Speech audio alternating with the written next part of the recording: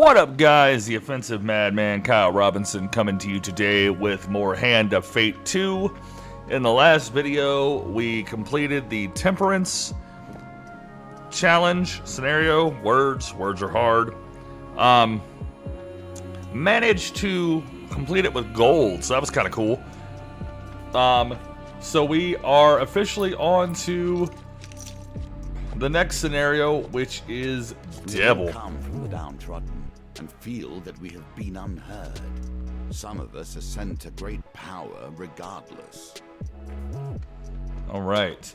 4 lives hang in the balance as a mysterious stranger offers help for a price.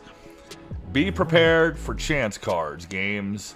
Prepare for combat against the Empire. All right, so we get 6 supplies. So that's fucking nifty. Those 3 for sure.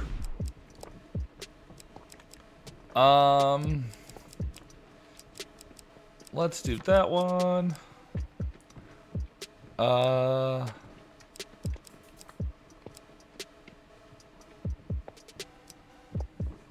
want to earn the tokens here if I can. That's kind of my point here, is to earn the tokens. So we're full. So oh, there's only 6 encounters. Oh shit, son. Alchemist, because we haven't got the token yet. Carriage of the Departed, because we haven't got the token yet. A Market Thief, as we haven't got the token yet. Mystery Chest, because that's a new one. I like that idea.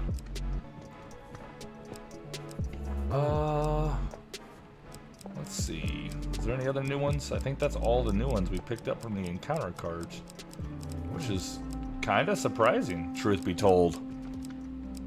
All right. So I need 2 more encounter cards to knock down. And just because I want to unlock the tokens. All right, so there's that. So now we need, let's see if there's any new equipment. That's a new equipment. That's a new equipment. Looks like that might be, oh, nope, there's another one. I don't know what the hell that is, actually. Okay, that's a fucking bizarre one. Go ahead and put that on. I've got a good weapon, so alright. Ring of Defense. So, oh, no companion for this one, so alright. Let's see how this shakes out. This is travel with you are more than mere pawns in this story. They have their own goals and their own needs. Yet their stories have ended, or they would be here by your side, would they not? all right. You arrive at a tavern one evening, anxious to settle beside a roaring fire with your companions. As you enter, however, you are surprised to find no familiar faces. After a meal and several hours of waiting alone, a priest rushes in. Your friend Aradande lies stricken at our temple. You arrive at the temple to find Aradande lying on a simple bed, attended to by a church official. He explains that she has been stricken with the dark magic that is slowly draining her life. Somehow, this milady resists our attempts at curing, the official says sadly. It's as if her own soul was poisoned. I'm sorry, her time is limited. The official leaves, shaking his head. It is not my place to say, the young cleric whispers, but perhaps there are other places you may seek help. In my work helping the northern refugees, I have heard tales of their high priestess, a mystic of sorts, who moves freely between the realm of men and the world beyond. If anyone could help your friend, it would be her. You know that the northern priestess will not see you unless you possess enough blessings, but you have few options. With the young cleric's help, you ready Aradande for transport and leave the temple. All right.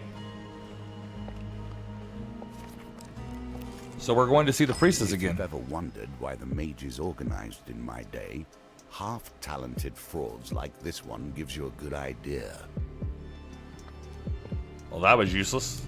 Given times are so dark, you are lucky to have allies willing to assist. You are walking past a black, plain-looking carriage when the door suddenly opens and a huge pair of hands lifts you inside.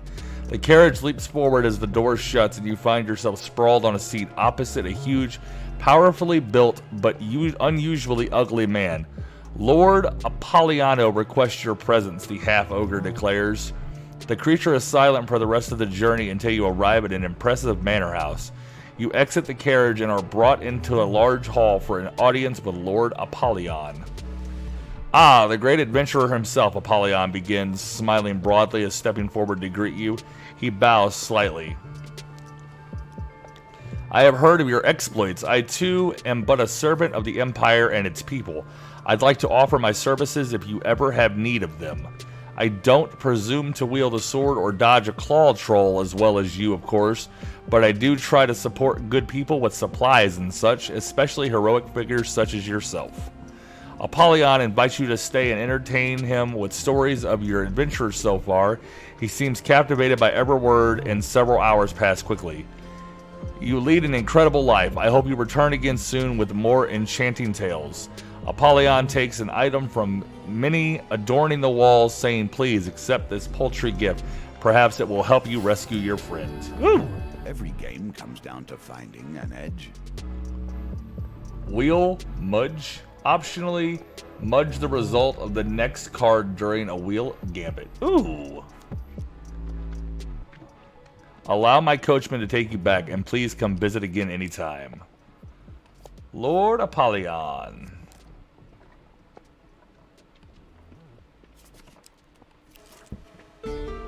These tokens represent the expansion of the game. More options, more cards, more opportunities. The town hall has been hit hard with an outbreak of corruption. The dead are piling in the streets, the Empire captain says, rubbing his tired eyes. I'll pay good money. Okay, we know this one. I have to go through and collect dead. My guess is I have to beat... Oh. Please roll a 6. Please roll a 6. Fuck you! I have collected 15 deceased. Alright, so...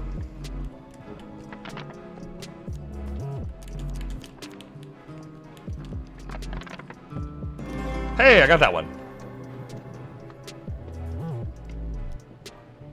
Alright.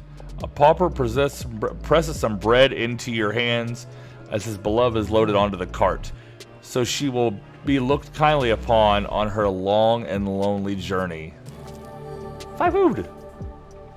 Having completed your circuit, you return to the Empire. You receive 31 gold. Yep, I didn't beat it. Fuck this card. You must ponder the ties that begin to bind. The trap is slowly laid for you. Alright, you cross the northern bridge and prepare yourself for the long journey up Mount Ferdiles. You are surprised, however, to find a band of northern warriors waiting for you. The High Priestess is expecting you, the leader of the Bard declares. Wait, he says, stopping to peer at you intently. Her shadowess, Queen of Frost, cannot abide by the presence of the impure. You cannot enter the ritual house without sufficient sacred blessings. You require 4 more blessings. Devils wait in the darkness, but which devil will you focus on? As you pass near a darkened alleyway one evening, a blackened and misshapen hand grasps you, pulling you close to the darkness. You stand at the precipice of ruins. The Dark Lord has taken an interest in your destiny and even now is engineering your downfall. The hunched creature pulls you with surprising strength further into the shadows. But I can help. There's a magic that can help you beat him at his own game. We can craft it, you and I. Doing so may test your spirit, but that's better than eternal darkness, eh? He looks at you, his yellow eyes growing faintly. Do not fall to despair. We will meet again soon. You have to wonder why anyone would help you. At least my motives are clear.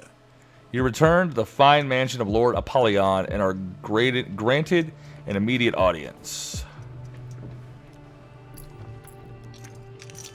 Perhaps I could be of some assistance. I must confess I have a weakness for games of chance. Apollyon leads you to a table in another room, a set of cards already laid upon it. If you win, then I will provide the blessings you required. Apollyon nods to his aides. Yes, I have the means. You'd be surprised what magical trinkets end up in my possession as part of my work. If I win, then you must pose with me for my next portrait. It will be titled Champions of the Empire. Perhaps I shall have a statue of us made as well. He gestures you to sit. I'll even stack the deck in your favor. After all, I enjoy the excitement of the game and care little for actually winning. I'm sure you'll do well, Apollyon smiles. Oh, damn. Alright. Well done! Apollyon claps in appreciation. I think you've played this game before. He gestures to a dark-robed man who you failed to notice standing in a shadowed corner. The man comes to stand before you, his deep voice slowly introing words in a foreign tongue. My assistant is a follower of the ancient religion that you may not be familiar with, but rest assured that the devotion is second to none. As you sit through the lengthy ritual, you feel yourself drifting in and out of consciousness, whether from the drowning voice or the potent incense being burned, you cannot say. Ooh.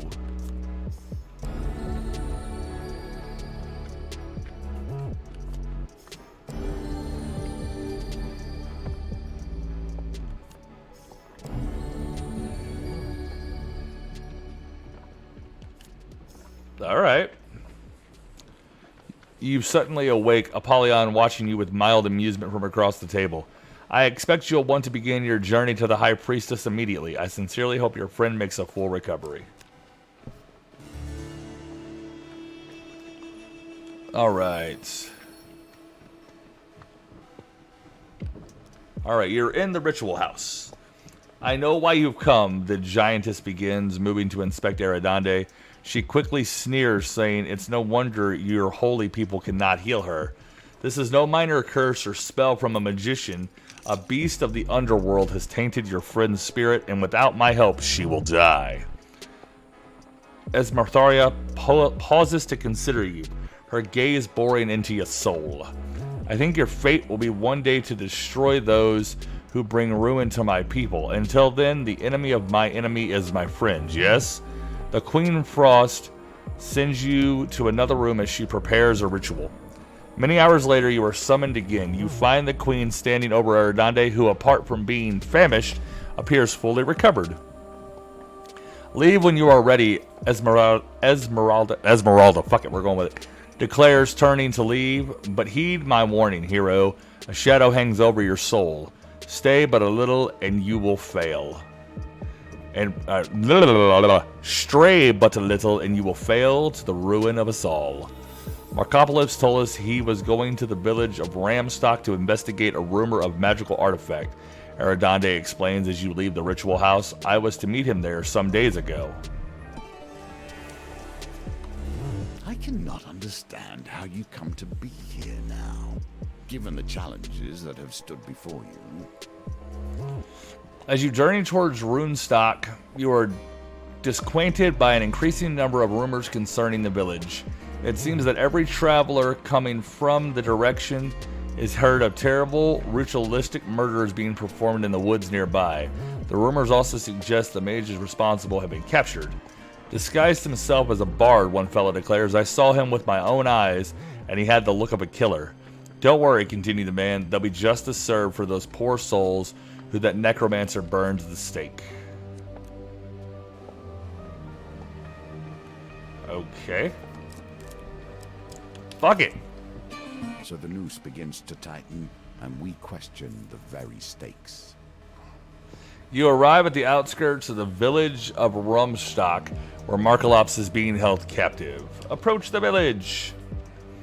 A wooden stake with brushwood piled around it stands at the village center. A few peasants stand around, talking eagerly about the impending doom of the so-called necromancer. You track down the town mayor, who, despite your pleas, refuses to consider sparing the mage's life. The creature is bound head to toe in blessed iron, and he will stay that way until burning under a full moon. Good, decent folk from this town have been murdered, and I will see to it that they receive justice. You plead his innocence. And who are you that we should listen, the mayor exclaims. It will take more than just the word of a nameless mercenary to free this creature of darkness. Alright, I guess I'm heading that way. Oh boy. You are camped by the side of the road one moonless night when a familiar pair of yellow eyes suddenly appears beyond the light of the campfire. You have glimpsed your doom, I take it. The curse is in the cards, you know. He limps from the shadows to sit next to you, although somehow the fire fails to illuminate his form at all. The spell that will be your salvation requires several unique ingredients, the cloaked figure explains. The first task will be to harvest the horn of a diabolic creature. I know of one that will be easy to overcome, he says, producing a silver whistle from his cloak. Strike quickly, though, he pauses to add, or it may escape and you will spend countless lifetimes regretting it.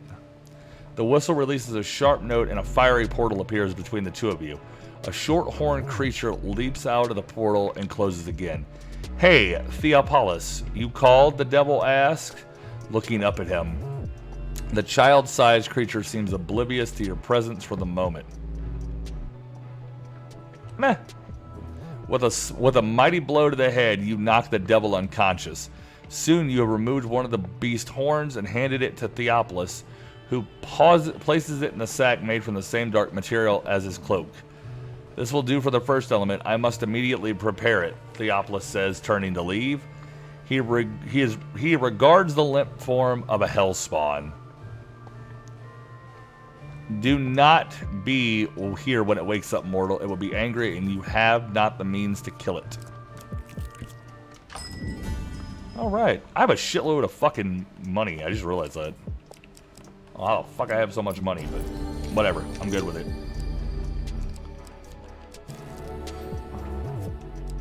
Alright, we'll call that a good day. There's a lot of fucking lore in this particular video, it looks like.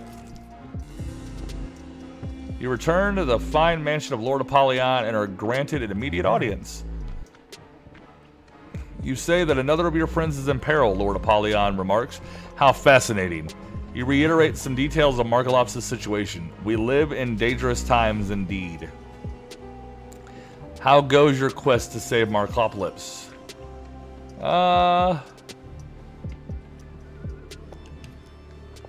These dreadful peasants in the provinces can be savage folk, Apollyon declares, but I have a solution. If you will but play the cards once more. If you win, then I will use my considerable influence to spread the word of your great deeds in the service to the people. Bards will be singing your praises across the empire. The table loves nothing more than a hero, a real defender. The rabble loves nothing more than a hero, a real defender of the people, Apollyon explains dryly. If it helps, I'll even have my personal herald accompany you. Your needs are more particular in this case, so I must insist that you up your ante. If I win, you must stay and entertain my guest with tales of your adventures. What do you say? Does the prospect of another winning hand entice you? That's the spirit, he explains with a laugh.